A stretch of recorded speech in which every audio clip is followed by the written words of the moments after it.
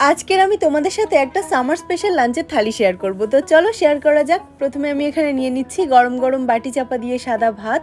তারপর আমি নিয়ে নিলাম এখানে একটা কাঁচা লঙ্কা, যেটা একটু একটু পেকেও গেছে। তারপরে নিয়ে নিলাম কুমড়ো পাতা বাটা, যেটা আমি পেঁয়াজ ভাজা, রসুন ভাজা, কালো জিরে, শুকনো লঙ্কা ভাজা দিয়ে বেটে নিয়েছি। এর সাথে আমি থালিতে রেখেছি গরম গরম কুমড়ো পাতার বড়া, যেটার মধ্যে কিনা মুসুর ডাল বাটা দিয়ে পুর ভরা। আর সাথে বানিয়েছি এই গরমে হালকা পাতলা করে মুসুরির ডাল, সাথে ঝিঙে আর কুমড়ো ডাটা দিয়ে। এটা কিন্তু ভীষণই সুন্দর খেতে হয়েছিল। আর এটা বানিয়েছি তেজপাতা, শুকনো লঙ্কা, পাঁচফোড়ন, সাথে পেঁয়াজ রসুন ফোড়ন দিয়ে। আর সব শেষে রেখেছি এই গরমে সব থেকে আরামদায়ক খাবার, কাঁচা আমের প্লাস্টিক চাটনি, যেটা একটু অন্যরকম ভাবেই বানিয়েছি। আর ফোড়নে দিয়েছিলাম পাঁচফোড়ন। প্লাস্টিক চাটনি বানানোর জন্য আমি আমটাকে কিন্তু পিলার দিয়ে কেটেছি, ঠিক যেইভাবে খোসা ছাড়াই। খোসা ছাড়িয়ে নেওয়ার পর আমি একইভাবে পিল করে নিয়েছি।